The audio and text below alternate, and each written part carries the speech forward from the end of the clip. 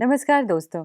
आज हम कक्षा 12 के भारत लोक और अर्थव्यवस्था किताब के चैप्टर 9 जो कि भारत के संदर्भ में नियोजन और सतत विकास के बारे में पढ़ेंगे। पिछले कुछ अध्यायों में आपने विभिन्न आर्थिक गतिविधियों, उद्योगों आदि के बारे में जाना। इस सत्र में हम भारतीय संदर्भ में नियोजन और सतत विकास के बारे में बात करेंगे। हम सभी ने विभिन्न उद्देश्यों के लिए योजना बनाई है ना?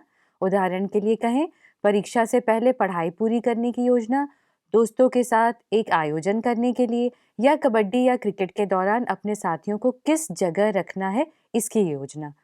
तो फिर नियोजन का क्या अर्थ है? इसमें किसी लक्ष्य को प्राप्त करने के लिए सोचने, किसी योजना या कार्यक्रम के निर्माण और कार्यों की रूपरेखा बनाना शामिल है।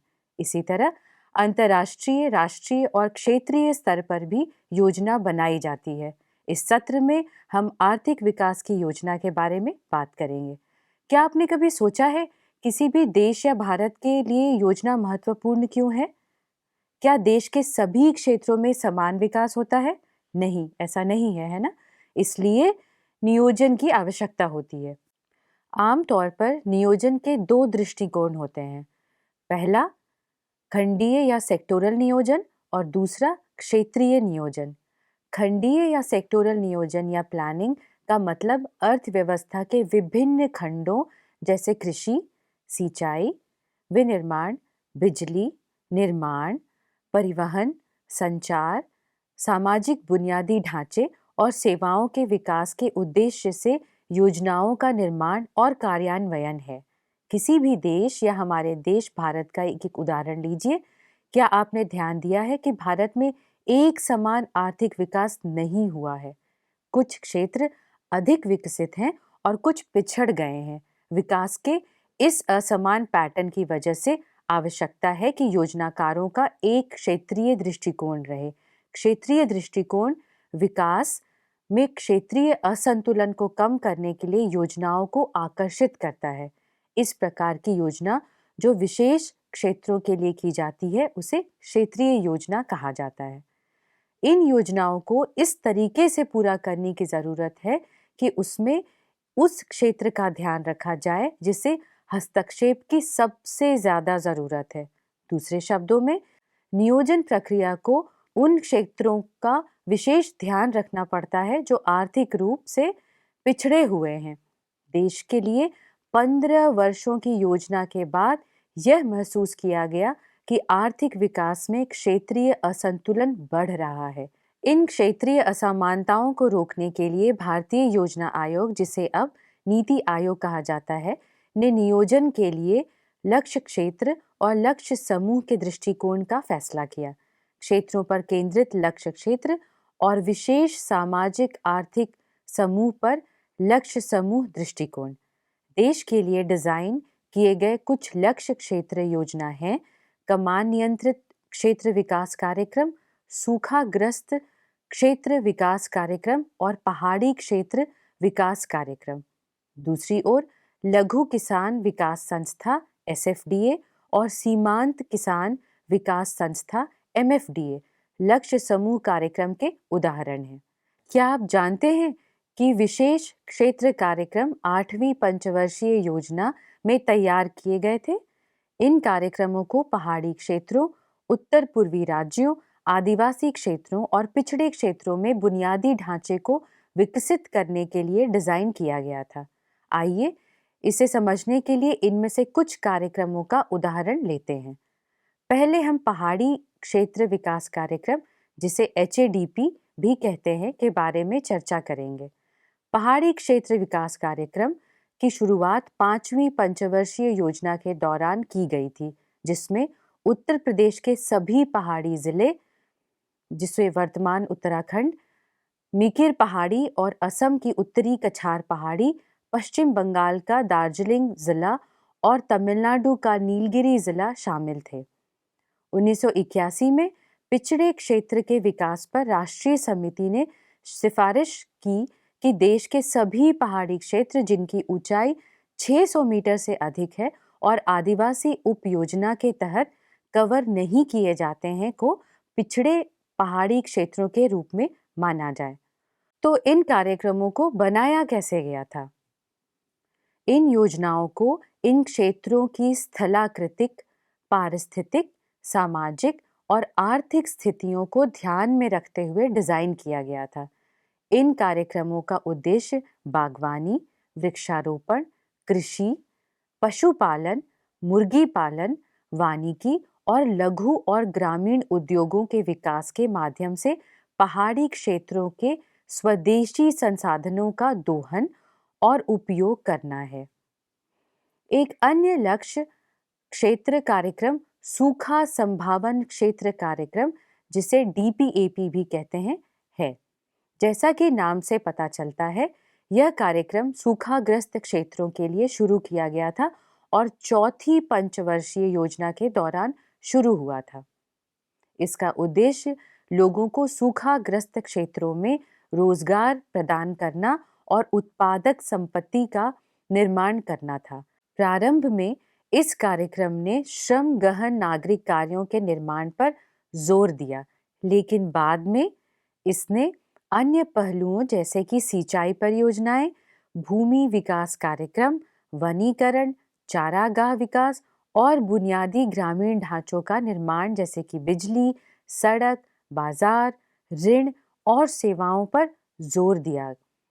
यह देखा गया है कि यह कार्यक्रम काफी हद तक पारिस्थितिक संतुलन की बहाली पर प्रमुख ध्यान देने के साथ कृषि और संबंधित क्षेत्रों के विकास पर केंद्रित है। 1967 में भारत के योजना आयोग ने देश के 67 जिलों, संपूर्ण या आंशिक रूप से, की पहचान की जिसमें सूखे की आशंका थी।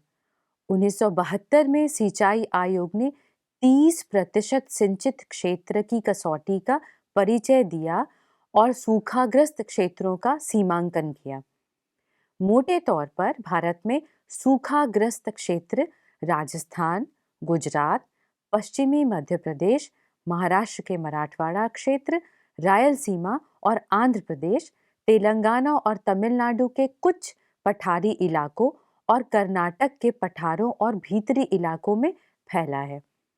आप नक्शे को देखकर इन क्षेत्रों की पहचान कर सकते हैं। पंजाब, हरियाणा और उत्तर राजस्थान के सूखाग्रस्त क्षेत्र इन क्षेत्रों में सिंचाई के प्रसार के कारण बड़े पैमाने पर संरक्षित हैं। आइए अब हम विकास और सतत विकास के बारे में बात करते हैं। अपनी पिछली कक्षाओं में भी आपने इस शब्दावली के बारे में सीखा होगा, है ना? विकास शब्द का उपयोग आम तौर पर विशेष समाजों की स्थिति और उनके द्वारा अनुभव किए गए परिवर्तनों की प्रक्रिया का वर्णन करने के लिए किया जाता है। समाजों की स्थिति काफी हद तक मानव समाज और उनके जैव भौतिक वातावरण के बीच परस्पर प्रक्रियाओं द्वारा निर्धारित की गई है। मानव पर्यावरण संपर्क की ये प्रक्रियाएं एक समाज द्वारा पोषित प्रौद्योगिकी और संस्थानों के स्तर पर निर्भर करती हैं। इसका मतलब यह है कि जिस तरह से मनुष्य अपने पर्यावरण के साथ इंटरैक्ट करते हैं, वह इस बात पर निर्भर करता है कि वे तकनीकी रूप से कितने उन्नत हैं और यह भी कि उनकी सांस्कृतिक प्रथाएं कैसी रही हैं। प्रौद्योगिकी और संस्थानों ने मानव पर्यावरण संपर्क की गति को बढ़ाने में मदद की है। इस प्रकार तकनीकी प्रगति और संस्थानों के परिवर्तन और निर्माण में भी तेजी आई है। इसलिए तकनीकी प्रगति और संस्थान दोनों एक दूसरे की वृद्धि में मदद करते हैं। विकास प्रक्रिया समाज को आगे ले जाती है, इसलिए विकास एक बहुआयामी अवधारणा है और अर्थव्यवस्था, समाज और पर्यावरण के सकारात्मक अपरिवर्तनीय परिवर्तन का प्रतीक है। क्या आपने कभी सोचा है कि क्या विकास की अवधारणा समान है या बदल गई है? आपकी जानकारी के लिए विकास की अवधारणा समय समय पर बदलती रही है। आइए हम विकास की अवधारणा के इतिहास का पता लगाने का प्रयास करें। विकास की अवधारणा गतिशील है और 20वीं शताब्दी के उत्तरार्ध के दौरान विकसित हुई है। विश्व युद्ध के बाद के युग में विकास की अवधारणा आर्थिक विकास का पर्याय थी, जिसे सकल राष्ट्रीय उत्पाद या जीएनपी में अस्थायी वृद्धि और प्रति व्यक्ति आय या प्रति व्यक्ति खपत के मामले में मापा जाता है।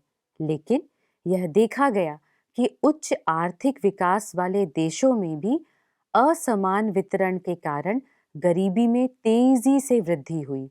इसलिए 1970 के दशक में पुनर्वितरण के साथ वृद्धि और समानता जैसे वाक्यांशों को विकास की परिभाषा में शामिल किया गया था। पुनर्वितरण और समानता से संबंधित प्रश्नों से निपटने के दौरान यह महसूस किया गया कि विकास की अवधारणा केवल आर्थिक क्षेत्र तक ही सीमित नहीं रह सकती है। यहाँ आर्थिक क्षेत्र का अर्थ है प्रति व्यक्ति आय, जीडीपी आदि। लेकिन इसमें ऐसे मुद्दे भी शामिल हैं जैसे लोगों की भलाई और जीवन स्तर में सुधार, स्वास्थ्य, शिक्षा और अवसर की समानता का लाभ उठाने और राजनीतिक और नागरिक अधिकारों को सुनिश्चित करना भी शामिल है। इसके बाद 1980 के दशक तक विकास एक अवधारणा के रूप में उभरा जिसमें सामाजिक और साथ ही समाज में सभी की भलाई में व्यापक प्रसार सुधार शामिल थे।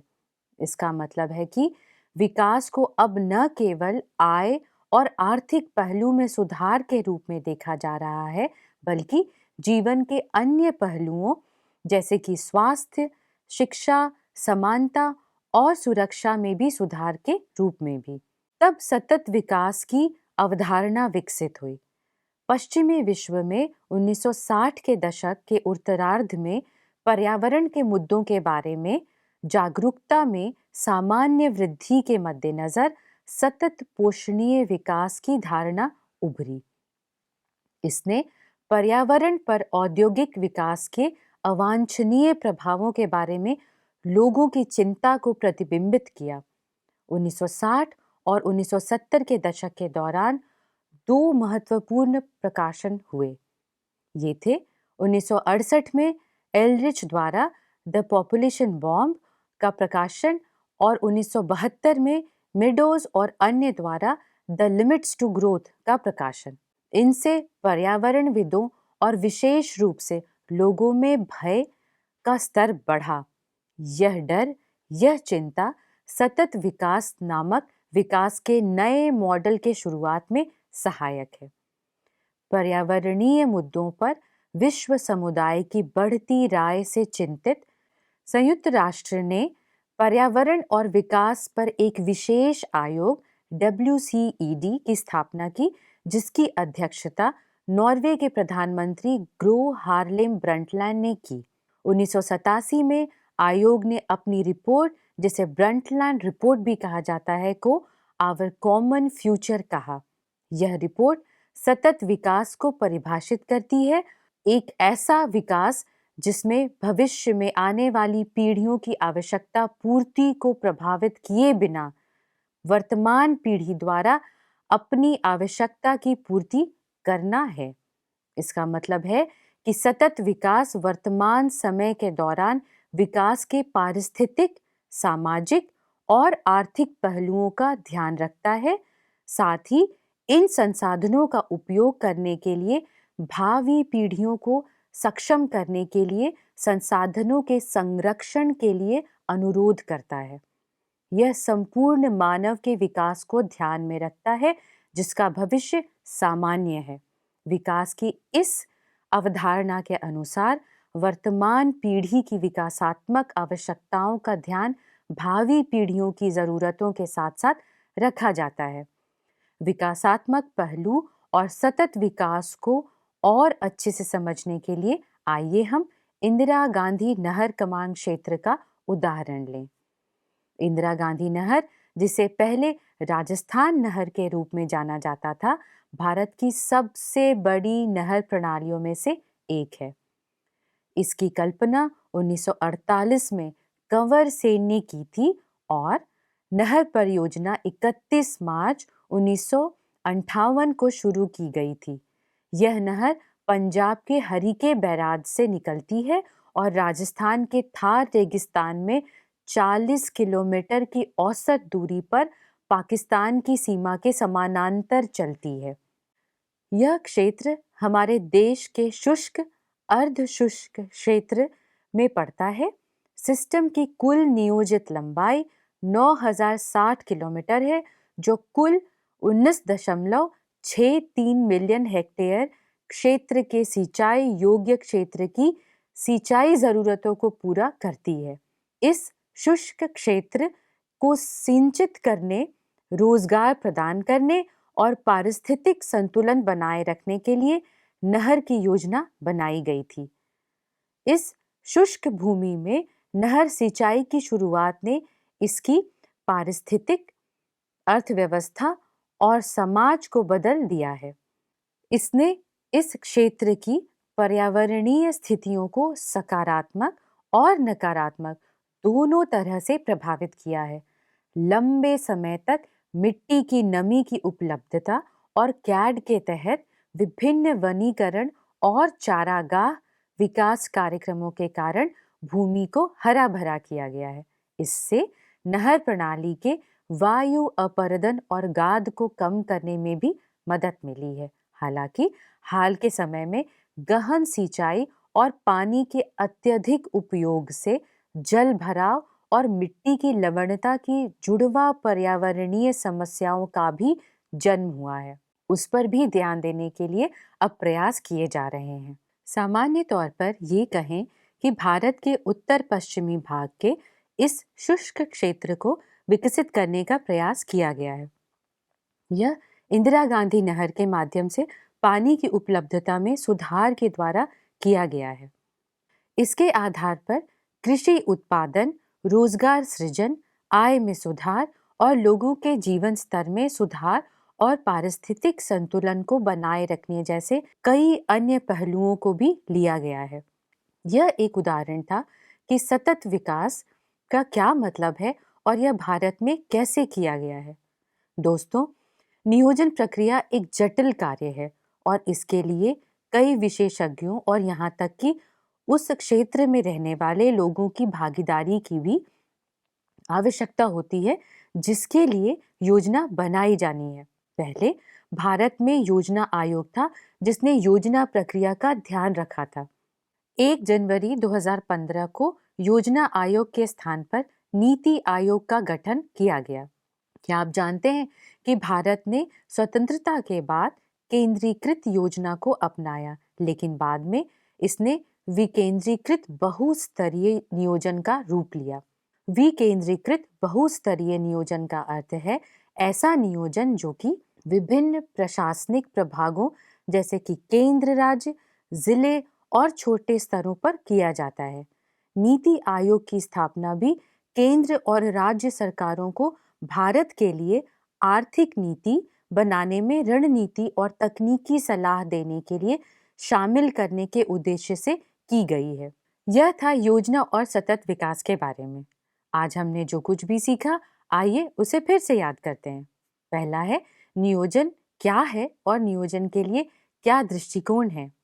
दूसरा, नियोजन के प्रकार क्या है। तीसरा, विकास की अवधारणा। और चौथा, इंदिरा गांधी नहर कमान क्षेत्र का उदाहरण लेते हुए सतत विकास की अवधारणा। शिक्षार्थियों, मुझे आशा है कि आप आज की गई अवधारणाओं की चर्चा को समझ गए होंगे। अगले सत्र में हम अन्य विषयों के साथ आएंगे। तब तक आज हमने जो भी चर्चा की उसके बारे में आप सोचें और समझने की कोशिश करें। धन्यवाद।